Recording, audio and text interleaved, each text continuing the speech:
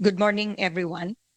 Just would like to present some information about agricultural extension. Before you present, correct me if I'm wrong, no, but I read somewhere, and you can confirm this, that prior to the establishment of the ATI, actually it used to be the Extension Service Office, right? Yes, sir.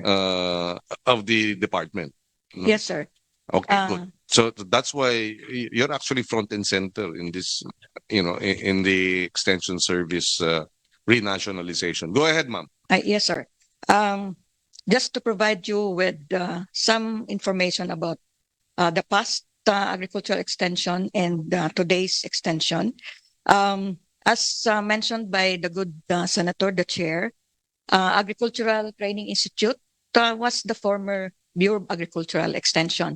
In the 80s, the most popular, I think, bureau of the Department of Agriculture because its extension workers are in the community.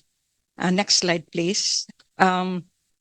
The creation of Agricultural Training Institute is by virtue of Executive Order 116, sometime in the 80s, with renaming the Ministry of Agriculture and Food into DA. And there's one provision there, creating the Agricultural Training Institute and merging it with the other two agencies, the Philippine Training Center for Rural Development and the Philippine Agricultural Training Council. So ATI was born in that period, and we are mandated to train agricultural extension workers and facilitate technology transfer to farmers. So it's more on training, capacity building to extension workers, meaning the former Bureau of Agricultural Extension merged with the other two agencies na ano siya, kumonte yung kanyang function. And later on, the local government code. Before that, did you have to? I'm not sure if you have the information, but did you have to? How do you call it? Uh, Retire people because of the merger. This is actually a reorganization. No? So may mga tinanggal kayo na mga tao?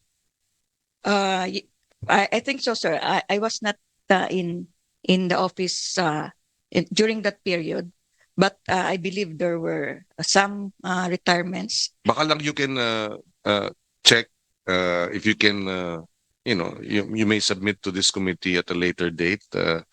Anong nangyari nung nag-merge? May tinanggal ba? Kasi gusto natin malaman, no? Yung saan tayo galing, tapos saan tayo, di ba, napunta, tapos saan tayo dapat tubungo. Kasi sabi ninyo kanina, I asked that because you said pinaka-popular yung Bureau of Extension Services noon, no? So gusto ko malaman ka, marami ba yung tao ninyo? Tinanggal ba ninyo? Etc. Inabsorb ba? Whatever. So, but if you have lang the information, you can submit it. Please proceed. Yes, sir. I think those personnel from the Bureau of Agricultural Extension were absorbed by virtue of the local government code.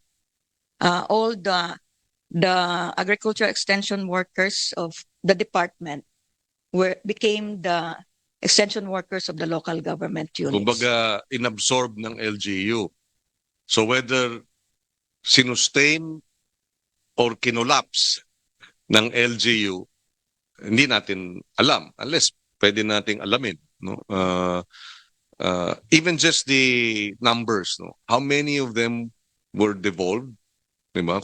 You don't have to answer it now, no? But I'd like to just understand, no, the process by which we dismantled the National Extension Service Program, and how, and of course, by understanding what happened, we will understand, I mean, the facts. Then we will understand why Extension Service somehow lost its way. And I'd like to know the numbers. Ilan ang inabsorb ng mga LGU at that time? Kasi doon natin maintindihan, ano ba yung, well, I have some information pero kulang. No? So if you can submit also, ideally, ano ba ang universe ng extension services? Ano ba ang international standard for extension workers and their per population. Because ang alam ko nga sa Taiwan, and I was there 2 months ago, for every 18 farmers, may isang extension worker. So they have about 600,000 farmers, 60,000 fisherfolk. So, and of course, pagka nationalize yan, yung budget, di ba? Dahil with 18 workers, and this is a combination of the Farmers Association workers and the Ministry of Agriculture workers sa Taiwan. Please continue. Go ahead. Yes, sir. In my later presentation, I will give the numbers, particularly the local government's extension workers, because we have this unified extension information system where we profile the local government units extension workers. Okay. First, from the time. Do you have the sorry, just a ballpark figure? How many extension workers do we have, national and local? What we profiled were the agricultural extension workers in the LGU, Yes. and our present status is more or less 11,149. We have our profiling is still ongoing, but the previous data that we have in 2021, there are about 13,000 plus.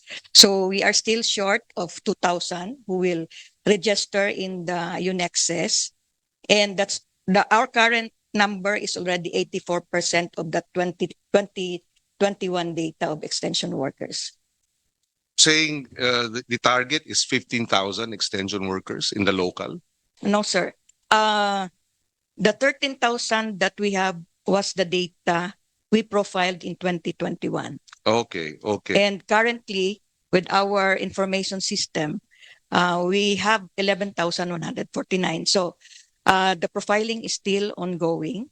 Okay. We can provide you also data on the years of service, and most of them are 10 years and below. So the agricultural extension workers at the local government unit are new in the service.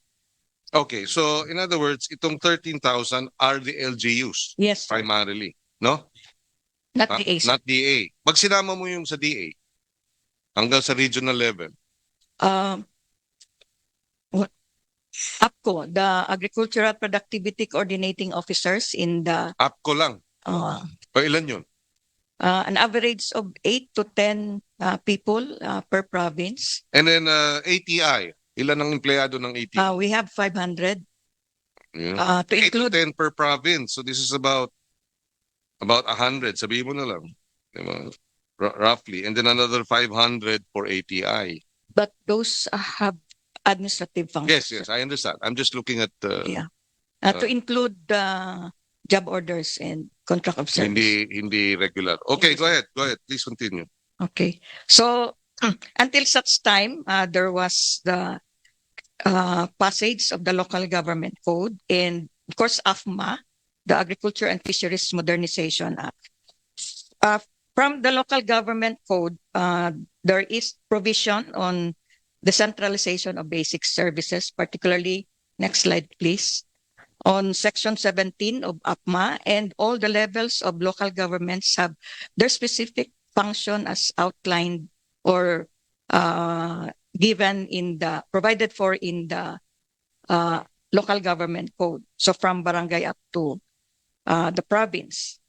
On the other hand, in Republic Act 8435, or the Agriculture and Fisheries Modernization Act in 1991, particularly on extension services, the different levels and to include national government agencies, private sector, and state colleges and universities, as well as LGU, next slide please, are given tasks to provide extension services. Okay.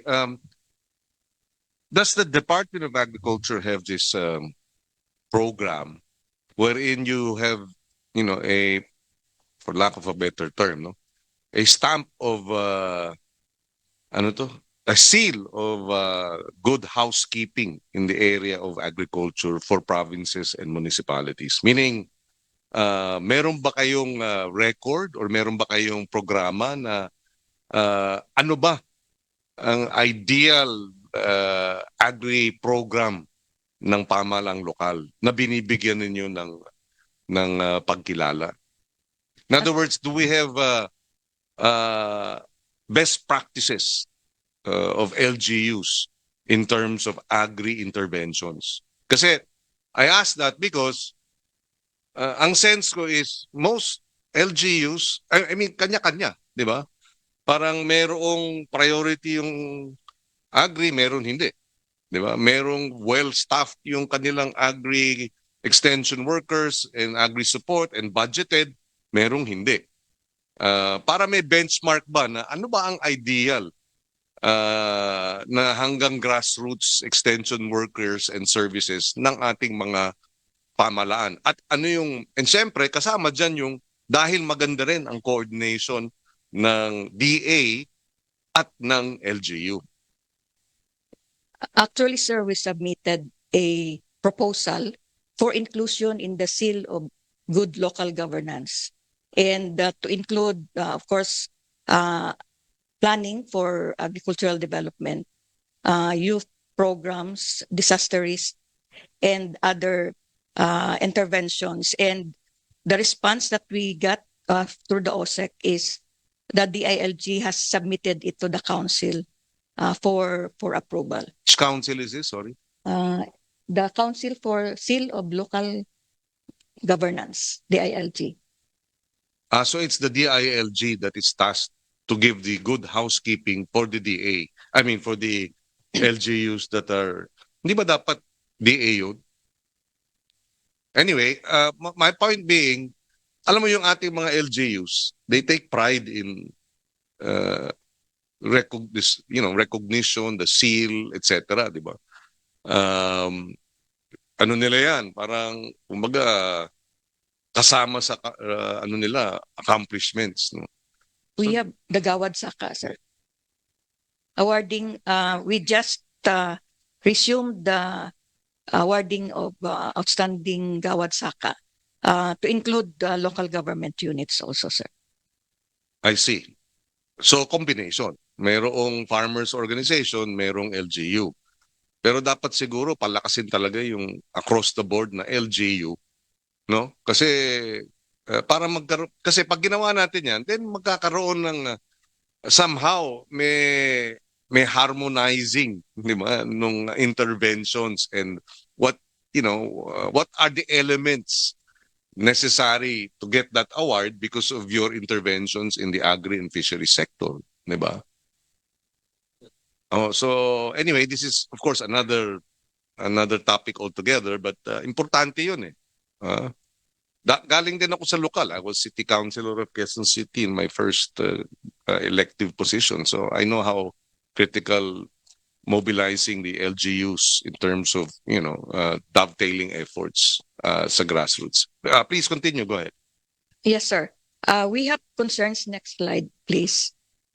Extension after devolution, some concerns. Of course, it's a pluralistic and lack of coordination mechanism leading to fragmented delivery of extension services. Since it's provided for in AFMA that different sector, private sectors, SUC, LGU, and the national government can provide extension delivery services, but of course, harmonizing it, coordinating it is not present. So we miss the opportunity for synergy and, of course, the impact supposed to be for the farmers group, the sector. Then budget allocation and manpower concerns. There are still local government units, as mentioned in your earlier statement, sir. There are still LGUs which has, particularly the 4th, 5th, and 6th class municipalities with 5 or less technician to include the municipal agriculturist. So if they have 5,000 registered farmers, that's 1:1,000 ratio. Parang Yun na nga. Talagang hindi hindi magagawa yung extension service. Go ahead, continue.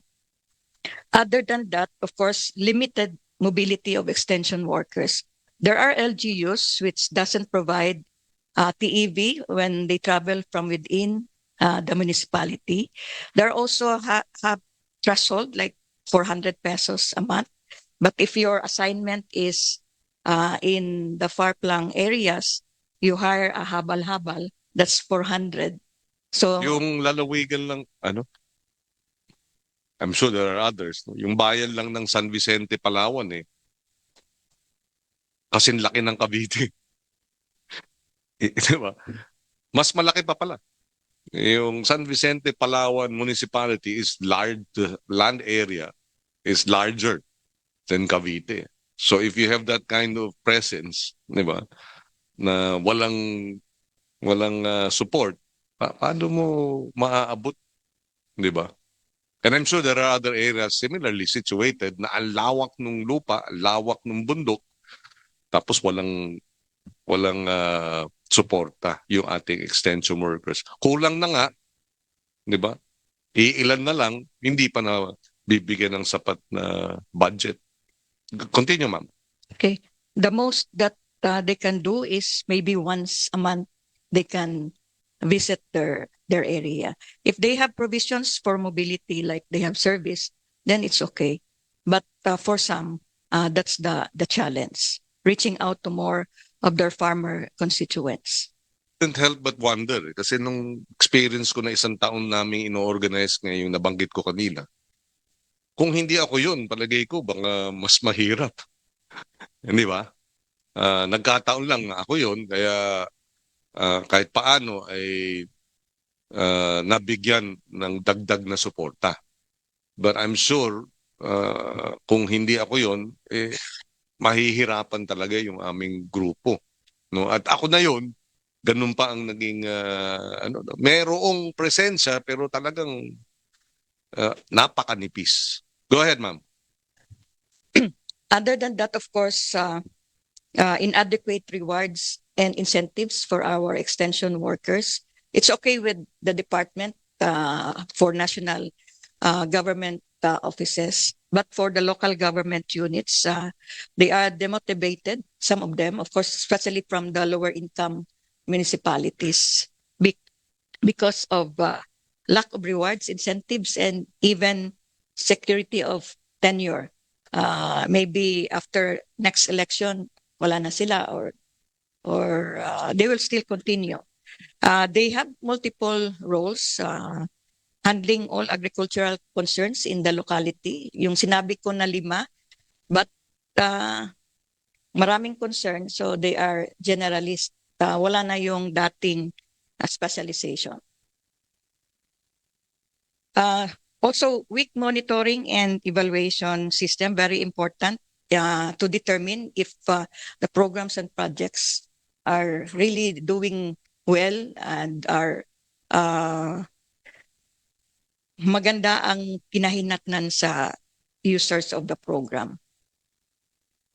Then, of course, implementation of the Mandanas-Garcia ruling.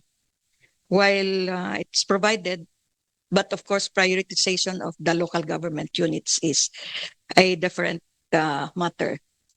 Some LGU may prioritize agriculture, some may not. In the previous administration, we have this province-led agriculture and fisheries extension system. And looking from this, Sorry, you said previous? previous DA administration, So- Secretary, sir. Yes, so it started then. Yes, sir. Tinuloy naman. Yes, sir. We're Okay. still doing that. Okay. Okay, go ahead. PAFES is a strategy in consolidating resources in the province and serves as an extension hub that synchronizes agricultural plans and programs as well as orchestrate activities at various level. Unfortunately, dapat nagkakaroon sana ng co-investment with the local government units, with the Department of Agriculture. Later, I have presentations on the current status of PAFIS. And of course, the Philippine Agriculturist Act, which was recently passed, based on our competency assessment of agricultural extension workers, which we conducted earlier, there are only 64.9% local extension workers that are licensed agriculturists.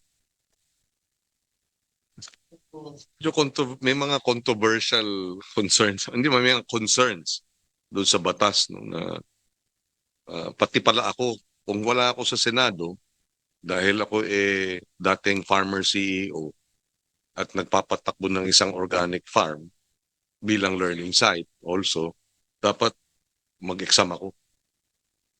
Actually, sir, we take note Sabi of nila, yung interpretation ng batas, di ba? Na dahil I am involved in an agri-enterprise, according to a strict interpretation of the law, I have to take that exam. So, kaya pinaabot sa amin yun na baka kailangan i-review. No? But anyway, go ahead. Yes, you were responding. Go ahead. We made the representation because of the learning sites for agriculture who are doing farmer-to-farmer extension. And some of them are not agriculturists, but are there in the sector for the rest of their lives. And ang ko naman ng PAA at saka yung board is pwede basta the certifier, meaning from the Agricultural Training Institute, is a registered agriculturist. We accredit learning sites for agriculture. So the one accrediting should be a licensed agriculturist. Yeah, but just to clarify, I do have two graduates of agriculture helping me run the farm. In other words, they are professionally capable and nagtapos. Yung isa sa ATI actually, yung isa sa KABSU. So anyway, baka kasi sabihin hindi naman ako nagtapos ng agri kaya but ako ang nagpapatakbo ng farm ko noon. But we were adequately supported by properly trained and educated agriculture graduates as well as ATI graduates. But go ahead, please continue. Yes, thank you, sir. Next slide, please. Just to give the current data on the province-led agriculture and fisheries extension system. We have the DA forged an agreement with the provinces. Out of 76, 74 has MOA. And there were established also centers within the province. And there are about 72% with collaborative provincial agriculture and fisheries extension plan. And 38 of them have co-investment agreements, meaning from the plan that was jointly established by LGU, DA, and other agencies within the department. They signed an agreement for co-investment in terms of the projects that are stipulated in the plan. Next. Could you provide us more material on this so I can review it? Also, yung aking point kanina na sinabi kong baka pwede niyong bigyan ng good housekeeping seal, it can be through this kasi may mga MOA na kayo diba? With the provinces. So at least sa provincial and level, pwede nyo nang, it's up to you, no? But pwede nyo nang gawin. Yes, sir. Diba? We can... Sorry, just to finish. Tapos, bigyan nyo ng reward. Kasi meron kayong co-investment agreement, di ba? So, bigyan nyo ng cash prize. Yung mga, di ba? Yung mga, and you can do it by way of not the LGU per se, but the investment. Di ba? The project. Di ba? Para pag binigyan mo ng cash reward, it's not personal to the individuals, but it is for the needs, diba, and the requirements of the project. Yeah, anyway, we're doing that, sir. And then we're giving to LGU, for example, there are cash prizes of 5 million and some equipments for the LGU And these are also the things that we wanted to also adopt, particularly in the coming days for the implementation of the different projects for LGU, sir. Okay. The good housekeeping, well, we are going to coordinate with the IAG, but as you have mentioned, we need to do it ourselves as for DA agriculture only. So I think it's quite, ano, sir, I'm sure marami ng trabaho yung DILG, di ba, na inaasikaso. So I think they wouldn't mind kung kayo ang magiging, di ba, timon dyan. But go ahead. Yeah. Thank you. Please, Yes, sir. please But proceed. we also recognize that in the seal of good local governance, there should be measures, indicators about agriculture programs that should be included in the SGLG.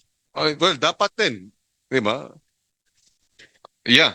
Well, then you can coordinate with them in that regard. No? Parang as a add-on, di ba, to the housekeeping. Lalo na kung dapat lang siguro dahil kung halimbawa ang populasyon ng LGU, I mean yung kanilang constituency is 50% farming and fishing, 'di ba? Paano bibigyan ng good housekeeping 'yan kung walang kalahati ng populasyon mo o 80% ng populasyon mo o kaya yung income mo agriculture pero wala kang programang pang-agrikultura. No matter how you look at it, paano mo bibigyan ng good housekeeping yung isang LGU kung yung bulto ng kanyang populasyon agri and fisheries tapos walang programa sa agri and fisheries? Baka dapat bawiin yung seal na yun. Biro lang. Pero go ahead, please. Next slide, please. Very important to us is the result-based monitoring and evaluation. And we did some study for the 5-year period 2018 to 2022. And although we sampled only 900 farmers and 658 extension workers, and these are the results. Of course, the green one is increased in for knowledge, attitude, and skills. There's a perceived from the ones who were interviewed by Asian Social Project Services Incorporated. We commissioned a third party to do this, Mr. Chair. There is an increase in, of course, knowledge when it comes to agricultural technologies, but in terms of adoption of modern technologies and practices, medyo mahina pa siya, mababa siya.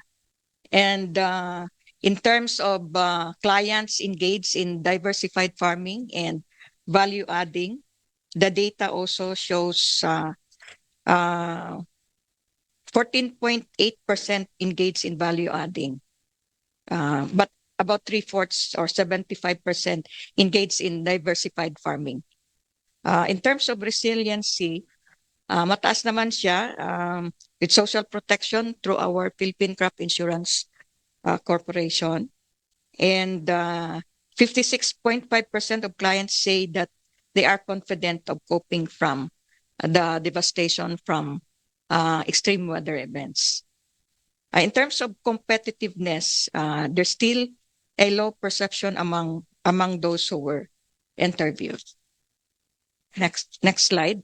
I'll provide you the body, sir. Agricultural extension workers at a glance. So I mentioned this earlier about having profiled already 11,000 plus extension workers by region, and there's a ratio of almost 1:1, male and female. Next slide. In terms of age grouping, I made some computations. So lumalabas dun sa Taiwan, yung population kung 18 extension workers per farmer, and there are 600,000 farmers, they have about 33,000 extension workers. Obviously, our population of farmers is about what, 11 million? based on Farmers and fishermen. RSBSA, it's 10.8 See. million. So 10 Almost 11. million. Sila 600,000. So 1:1,000. Kaya nga, which is really not enough. And that pretty much explains to a large extent, diba, why our agri output and productivity is kulelat compared to Thailand, Vietnam, Malaysia, Indonesia. No? Of course, there are several other factors, but that's one major factor. You want to improve productivity and output, diba? You provide the necessary support for the weakest in the supply chain, which is the farmer and the fisher folk. Go ahead, please. Maybe, Mr. Chair, just like to input. Yes, please. Yeah, the other problem is, Mr. Chair, is the not only in the extension but the specialization. During the devolution, DA has become generalist. In other words, nawala na yung mga expertise natin. We do not have plant breeder anymore. We do not have entomology, pathology, and all of these things together. So if you are, for example, a graduate of marketing, you can be already in the Agri 1, Agri 2, Agri 3, or economic agriculture. The problem, if you're going to be in the field, you'll be dealing about morphology, you're dealing about agronomy, then you cannot answer the farmer. So this all the more aggravate the situation. The reason why we, in the Philippines, for example, since 1898, we are importing our seeds until today. You can just imagine 1898, Mr. Chair, and we are importing our seeds. No, so there's something wrong in the structure, not only on the extension but also in the specialization. That's why we are calling for the SUCs to also cover this into their system of the education or curriculum. No, Well, I would like to think if you have the structure that's down to the grassroots level, then you will be compelled to ensure the expertise. Di ba? Kumaga, dahil wala kayo rin sa baba, parang walang pressure to deliver. Kumbaga, yun na nga, naging general lang, hanggang regional lang naman kami, di ba? Yun lang kami, yung grassroots, iba na yan, hindi na amin yan. Kaya pagka ikaw nandun hanggang sa baba, mapipilitan ka ngayon sagutin yung mga tanong ng mga farmer. In fact, you mentioned that even in terms of the necessary equipment. 'Di ba? Dahil nasa regional ka, 'di ba? Hindi nagtutugma minsan dun sa pangailangan ng pinaka local yung appropriate technology. So yun na nga, seeds, science, technology, lahat yan lutang kasi wala sa baba. 'Di ba?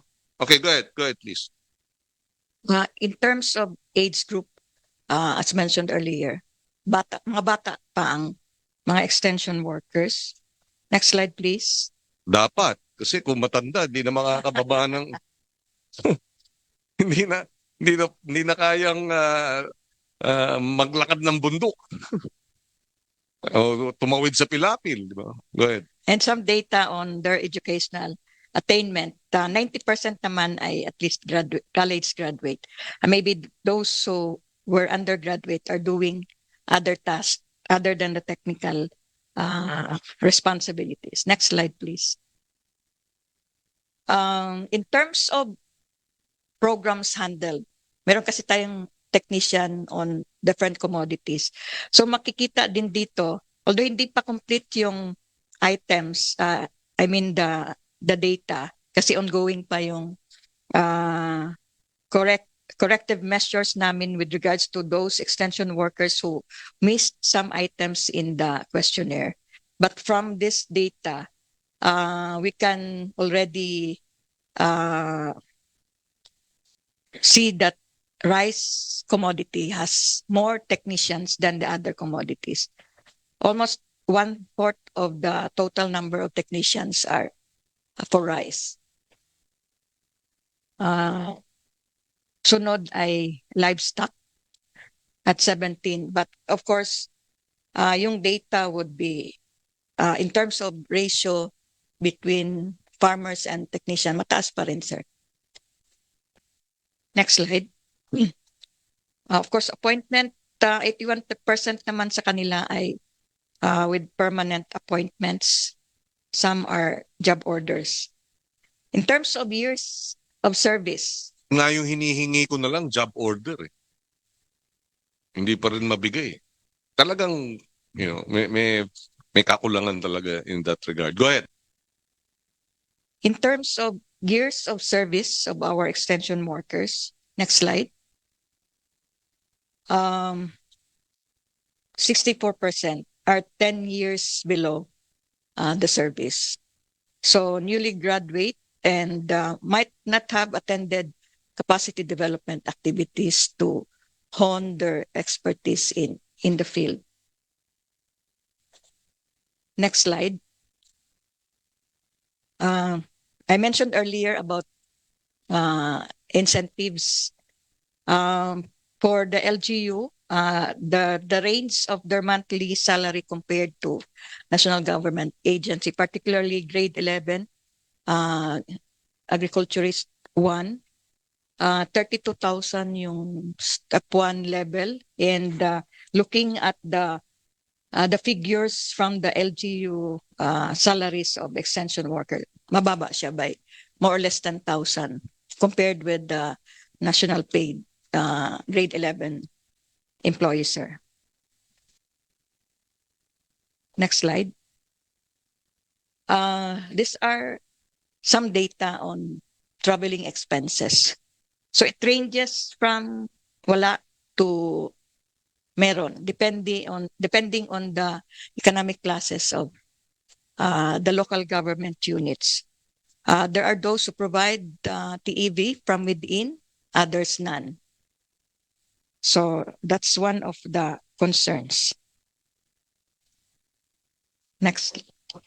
E? Traveling expenses voucher. Yung TEV. Okay, go ahead. slide. We also see the importance of re-entry plans of the extension workers who attended training with ATI, because that's where they have the chance to re-echo what they have learned from the training activities. So for the period of January 2023 to March 2024, there were about 8,000 who provided, who made their re-entry plans. And fortunately, next slide, please. Ito yung status in terms, yung pula is not implemented, partially implemented. So, meaning meron pa ring LGU na who cannot provide funds for the re-entry plans. Okay. Thank you. Next slide. We have ongoing study right now, sir. And we hope lalabas ito within the year. And some information about, of course, profiling is ongoing. Possible relevant organizational structure and staffing pattern, financial allocation for service delivery, extension ratio between farmer and agricultural extension workers, and some cross-cutting concerns, challenges, and experienced by the local government units. Next slide. So, ito yung timeline namin, sir, for this study, and we hope this can provide also some information to you later. We hope the final report can be submitted second quarter of 2026, pero with your immediate concerns on the extension workers, baka malayo pa itong. Whatever you have. Yes, sir. Diba? Maybe initial first quarter of next year. Sige, by that time, we will be already debating this on the floor. So whatever data you have that will help us, kahit unahin na yun, please do so. Okay, sir. We do have a strategic plan for agriculture and fisheries extension, which we have consulted with the rest of the stakeholders in the sector. Strategic framework for 2023 to 28. This can be utilized by those who are involved in extension services. We can provide you a copy on this. Yes, please. So, yan lang. Masyadong maliit. Punta na lang tayo sa page 30. Oh, yung highlights na lang, ma'am. Yes, sir.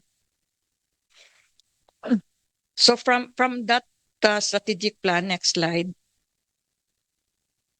yung budget priorities. Okay. So we target the most critical and vulnerable sector, low-income class LGUs, communities with high rate of poverty and hunger, nutritionally vulnerable areas, climate vulnerable and disaster-prone areas, and marginalized groups. So this will be our target and priorities: innovation, resiliency, diversification, entrepreneurship, and nutrition-sensitive agriculture, sir. Next slide. Okay, so to fully harness the potential of extension, we need stronger coordination among the multi-stakeholders, better access, feedbacking, and continuous capacity engagement with the rest of the sector. So I think that's all, Mr. Chair.